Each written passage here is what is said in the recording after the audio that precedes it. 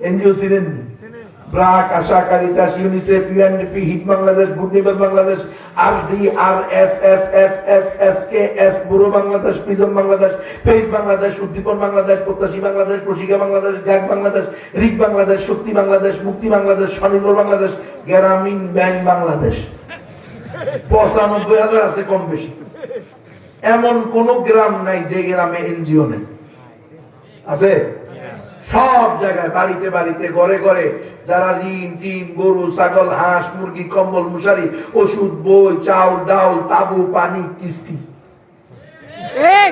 Man to man, door to door পৌঁছায় দেয়। এরা হলো এনজিও। এরা হলো ওই ইস্ট ইন্ডিয়া কোম্পানি যারা ইতিপূর্বে ব্যবসার নামে এসে আমাদের দেশ দখল করছে, এখন সেবার নামে আসছে। একই বউ শাড়ি পাল্টায় আসছে। বউ কয়টা? একটা। আর আপনারা আমরা বেউকুফ, আমরা ইতিহাস জানিও না, জানলে ইতিহাস থেকে শিক্ষা গ্রহণ করি না, যার কারণে বারবার একই গর্তে পা দিই, একই গর্তে আমরা কি হইতেছি, পড়তেছি। ওরা ওই সময় আমাদেরকে ধোঁকা দিয়ে বোকা বানিয়ে রাষ্ট্র দখল করছে, এখনো ধোঁকা দিয়ে বোকা বানিয়ে রাষ্ট্র দখল করছে ডক্টর ইউনূস রাষ্ট্রপ্রধান। উনি তো গ্রামীণ ব্যাংকের লোক।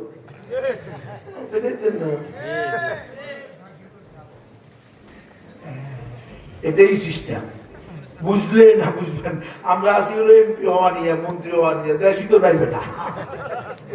দেশ থাকলে নাম এমপিতে, মন্ত্রী হইতেন। কারা দিয়ে দিয়েছেন দেশ, খবর আছে? দেখেন না, একটার পর একটা আইন পাস হয়। ৬৮,০০০ গ্রামে ৬৮,০০০ ড্যান্স স্কুল, ড্যান্স মাস্টার নিয়োগ দেওয়া হয়েছে। দেশে আইন পাস হয়েছে। জাতিসংঘের মানবাধিকার কমিশনের অফিস দপ্তর খুলে দেওয়া হয়েছে। ট্রান্সজেন্ডারবাদের জন্য, সমকামীদের সহযোগিতার জন্য ঢাকা মেডিকেল কলেজে হেলথ ডেস্ক বসানো হয়েছে। এগুলো সব কি ইসলাম ইসলাম ইসলাম প্রতিষ্ঠা হওয়ার লক্ষণ? হ্যাঁ, তাওহীদে খালেস অন্তরে ঢুকতেছে নাকি? এটার লক্ষণ। এটা হলো আমরা যে কোন ট্রেনে উঠছি এটাই আমাদের খবর নাই। মনে মনে মদিনা যেতেছি, আর ট্রেন হইলো দিল্লি। বুঝেন নাই? গাছ লাগাইছেন মামদার গাছ, হা করে আছেন ফজলি আম খাইবেন। খাইবনি ফজলি আম? আল্লাহ আমাদেরকে বুঝার তৌফিক দান করেন। আমিন। এই এনজিওরা আমাদের বন্ধু না, এনজিওরা আমাদের শত্রু। এরা আমাদেরকে দারিদ্রতা বিমোচন করতে আসে নাই। এরা নারীর অধিকার, নারী ক্ষমতায়ন, সমান অধিকার, দারিদ্রতা বিমোচনের জন্য আসে নাই। এরা নারীদেরকে দৈয়ুস বানাইতে আসে। কারণ এরা জানে নারীরা যদি আল্লাহর ওলি হয় তাদের গর্ভ পবিত্র হবে, আর যেই নারীর গর্ভ পবিত্র হবে ওই নারীর গর্ভে খোরকি মাদ্রাসা প্রতিষ্ঠা করার মতো হাফেজ, আলেম, মুফতি, মুহাদ্দিস আসতে থাকবে। এজন্য এই নারীকে দৈয়ুস বানাও। নারীর অধিকার, নারী ক্ষমতায়ন, সমান অধিকার, দারিদ্রতা বিমোচনের নামে নারীকে ঘর থেকে বের করে পর পুরুষের সাথে কাঁধে কাঁধ মিলাইয়া রিক্সায়, ভ্যানে, অটোতে, বাসে, ট্রেনে এদেরকে চড়াইয়া দাও, তো দেখবা এদের আর গর্ভ পবিত্র হবে না। যাদের গর্ভ পবিত্র থাকবে না ওদের গর্ভেই জন্ম হবে আবুল হোসেন বাউল সরকার মোর্তা। সেখানে আর আল্লাহ ওলি পাবেন না। আনোয়ার শাহ কাশ্মীরির দরজা বন্ধ। আপনারা কি মনে করেন আনোয়ার শাহ কাশ্মীরির মা মেট্রো রেল চালিকা ছিল নাকি? না, এমপি নিয়েছিল, চেয়ারম্যান নিয়েছিল, মেম্বার নি, তারপর কাবি খার সদস্য, মাটি কাইটা খাইতো, রাস্তা রাস্তা মাটি কাটার এখন ওই কাজ করে গেছো নাকি? আনোয়ার শাহ কাশ্মীরিকে তার মা বলতেছেন, আনোয়ার শাহ তোমাকে যে আল্লাহ তাআলা এই যোগ্যতা দান করছে যে কোনো কিছু শুনলে বা দেখলে 40 বছর তোমার মনে থাকে নিম্নে, এখানে তোমার মায়েরও অবদান আছে। বলে কি? বলে কোনদিন তোমাকে আমি অজু ছাড়া দুধ পান করাই নেই। চিন্তা করো কেমন মা, ফুটবল খেলোয়াড় মাকে। হ্যাঁ, ক্রিকেট টুর্নামেন্টের সদস্য ছিল, কি অবস্থা। আমরা কোন দিকে বয়ান করি, কাদের কথা বলে সুবহানাল্লাহ, আলহামদুলিল্লাহ, মাশাআল্লাহ, আল্লাহু আকবার বলি, কোন ঘটনা শুনে আর নিজের মেয়েটাকে নিয়ে ভর্তি করি কোথায়? সহশিক্ষা, কো এডুকেশন। নারী পুরুষ একসাথে পড়া হালাল না হারাম? তো আমরা যারা এই যে 90-95 বছর ধরে মাহফিল শুনতেছি, এই মাদ্রাসা প্রতিষ্ঠার পর থেকে এই মাদ্রাসাকে ভালোবাসি, মহব্বত করি। আমাকে হুজুররা বলতেছিলেন এই মাদ্রাসা সম্পূর্ণ এলাকার মানুষের অর্থায়নে পরিচালিত হয়, এটা খুবই ভালো জিনিস। কিন্তু আমরাই আমাদের মেয়েদেরকে সহশিক্ষার প্রতিষ্ঠানে ভর্তি করি। কোন সময়ে? যে সময়ে ছেলে মেয়েদের পূর্ণ জওয়ানির পাগলামি, পরিপূর্ণ যৌবনের যৌবন চলতে থাকে, সে সময়ে ছেলে মেয়ে নারী পুরুষ একসাথে স্কুলে কলেজে ভার্সিটিতে পড়ে। আর 18 বছর পর্যন্ত শিশু, বিবাহ দেওয়া নিষিদ্ধ, হানিমুনে যাওয়া বৈধ।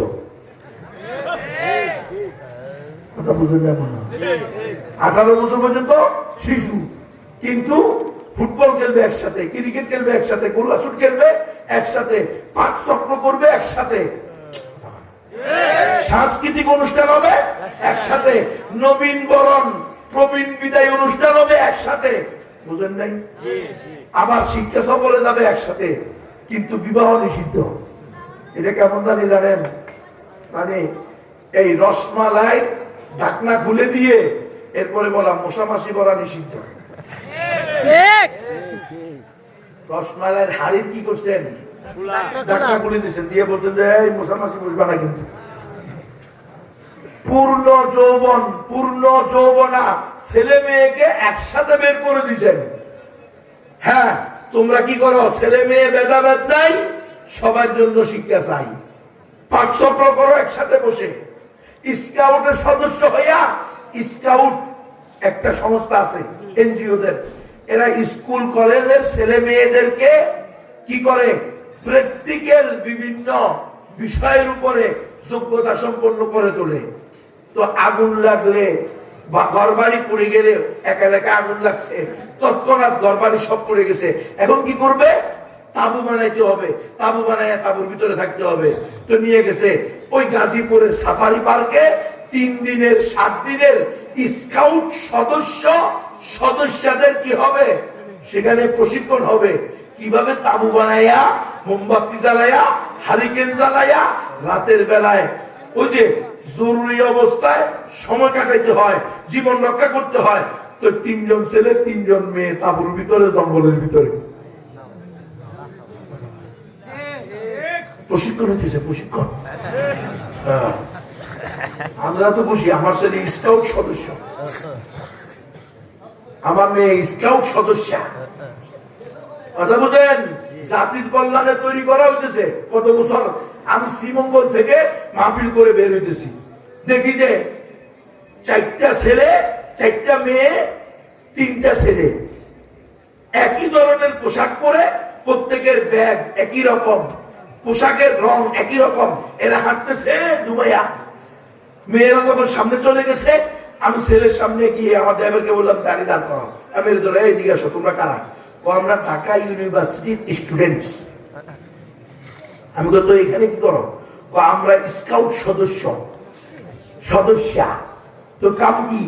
আমাদের কাজ হলো প্রতিদিন 30 কিলোমিটার পায়ে হেঁটে, এটা আমাদের একটা প্রশিক্ষণ করা।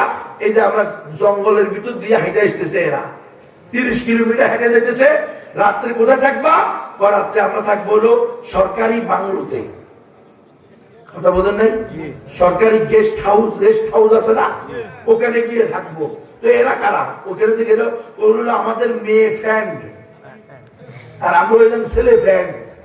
আমরা একসাথে পড়ি, আমরা স্কাউট সদস্য। তো ওরা কি তুমি কি মুসলমান? কয় না, আমি হিন্দু আর এও হিন্দু, আর ওই যে ছেলেটা ও হইলো মুসলমান।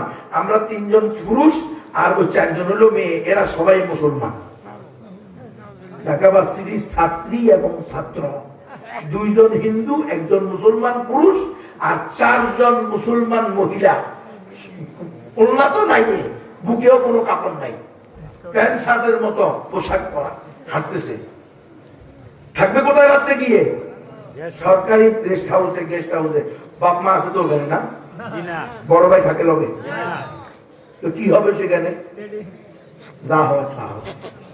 শয়তান বলছে রাবেয়া দুসরি আর হাসান দুসরিরও যদি এক ঘরে দিয়ে দাও 3 নম্বর জন আমি আছি, বেড়াচারা লাগাই। এই পুরা প্রকল্প চলতেছে এনজিওদের। এরা কেউ কেউ আছে সরাসরি খ্রিস্টান বানায়, কেউ কেউ আছে খ্রিস্টান বানায় না, শুধু মুসলিম নারীদেরকে দইয়ুজ বানায়। কেউ কেউ আছে মুসলিম নারীদেরকে নিয়ে কাজ করে না, শিশুদেরকে নিয়ে কাজ করে। মুসলিম শিশুদেরকে এরা ইসলামী আকীদা বিশ্বাসের ব্যাপারে সংশয়বাদী বানায়। আচ্ছা, ইসলামের সবকিছু তো ভালো লাগে, তবে ইসলাম কেন একের অধিক বিবাহের অনুমোদন দিছে এটা ভালো লাগে না। ইমান আসেনি? কথা বলে না। ইসলামের প্রত্যেকটা বিধান অন্তরের অন্তঃস্থল থেকে মেনে নিতে হবে, তাইলে না তুমি মুমিন। তুমি ইসলামের সবকিছু ভালো লাগে, কিন্তু ইসলাম 4 বিয়ের অনুমতি দিছে, এটাকে তুমি ইসলামী বিধান হিসেবে মানতে পারো না, মানতে রাজি না, তো তুমি মুসলমান না। বিবাহ তুমি সারা জিন্দেগি না করতে পারো, 4 বিয়ে তুমি কোনোদিন করোই না, তোমার স্বামীকে তুমি কোনোদিন 4 বিয়ে করতে দিও না, কিন্তু এটা আল্লাহর পক্ষ থেকে অনুমোদিত, হালাল, জায়েজ। এটাকে তুমি জায়েজ মনে করো না, এটাকে অপছন্দ করো, তাহলে তুমি মুসলমান না। ইসলাম কম বয়সের মেয়েকে বিয়ে দেওয়া কেন বৈধ করছে এটা তোমার ভালো লাগে না। রাসূল সাল্লাল্লাহু আলাইহি ওয়াসাল্লামের সব কিছু ভালো লাগে, কিন্তু তিনি যে একটা 6 বছরের মেয়ে আয়েশা রাদিয়াল্লাহু তাআলা আনহা উম্মাহাতুল মুমিনিন তাকে বিয়ে করছেন, এটা তোমার কাছে ভালো লাগে না, তাহলে তুমি মুসলমান না।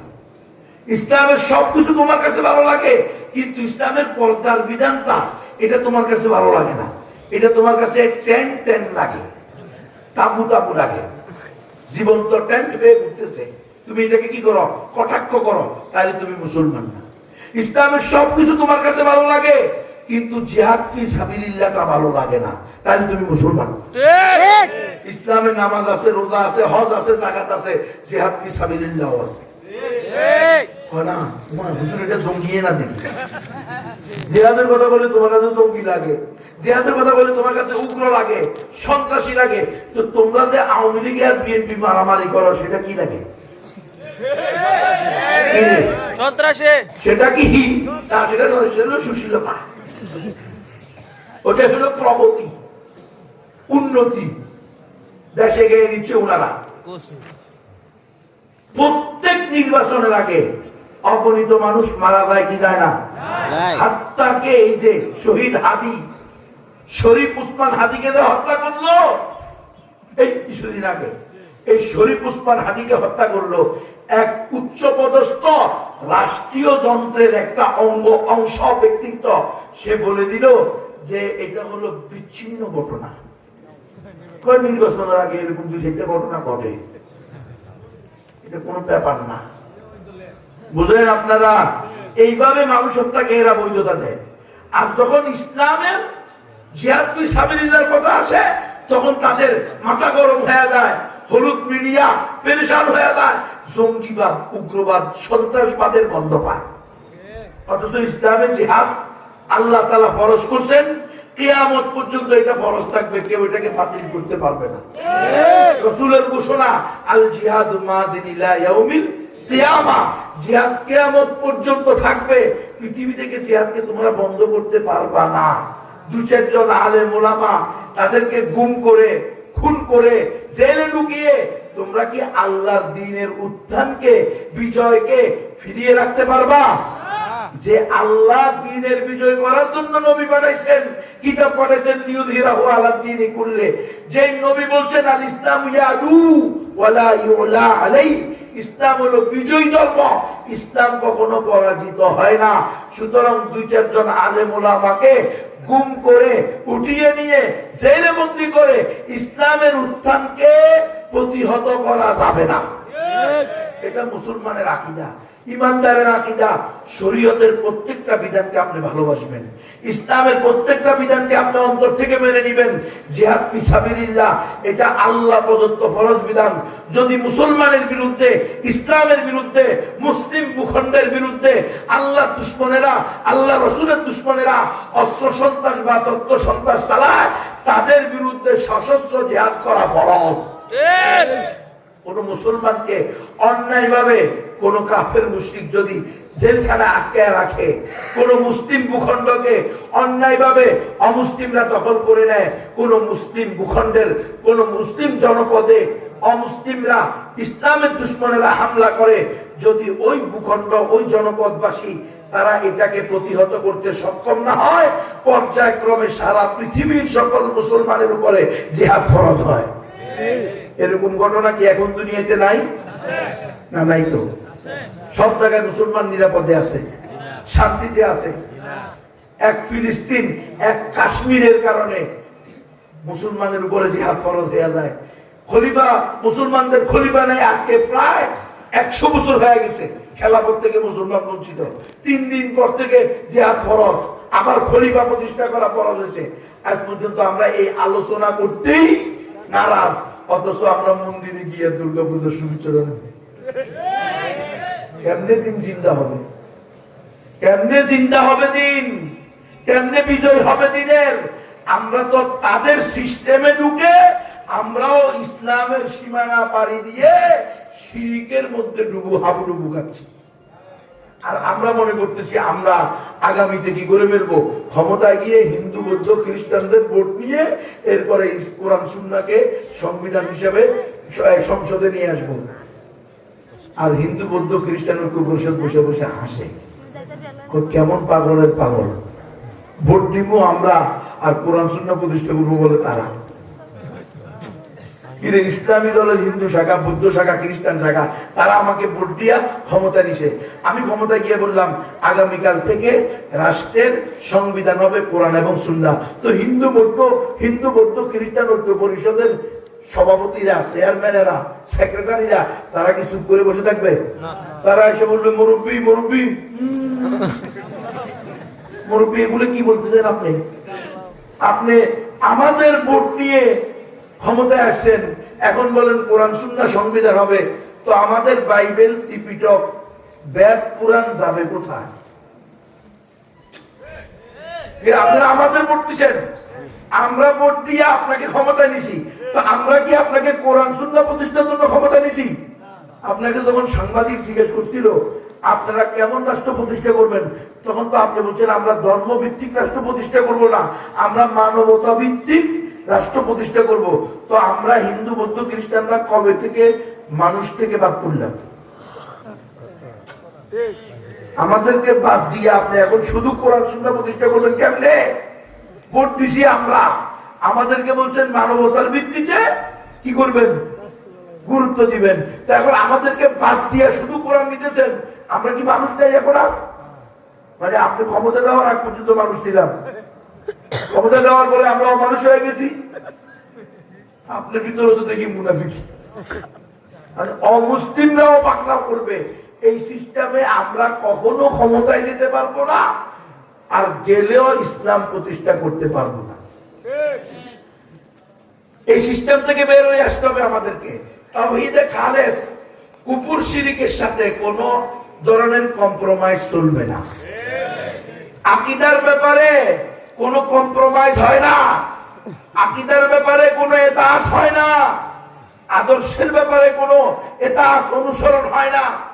জান, আপনি যদি মনে করেন এই কুফরি শিরকি মতবাদ গণতন্ত্র দিয়ে আপনি ক্ষমতা দিতে পারবেন, আলহামদুলিল্লাহ, আমাদের কোনো শত্রুতা নাই, আমাদের কোনো হিংসা নাই, বরং আমরাও চাই যে কোনো মূল্যে কোরআন সুন্নাহ প্রতিষ্ঠা হোক। কিন্তু আপনি যে সিস্টেম নিতেছেন, যে পদ্ধতি নিতেছেন, এই পদ্ধতি কোরআন সুন্নাহর সাথে যায় না।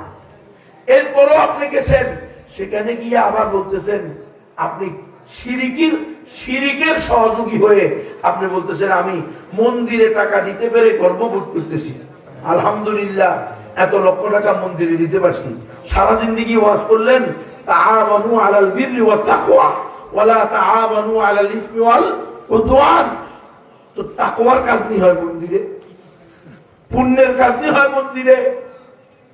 আপনি নিজে মন্দিরে গিয়া হিন্দু মহিলাদের নাচ দেখলেন, আপনি নিজে ক্রিসমাস পূর্ণিমা পূজার কেক কাটলেন, তা আপনি কিভাবে ইসলাম প্রতিষ্ঠা করবেন?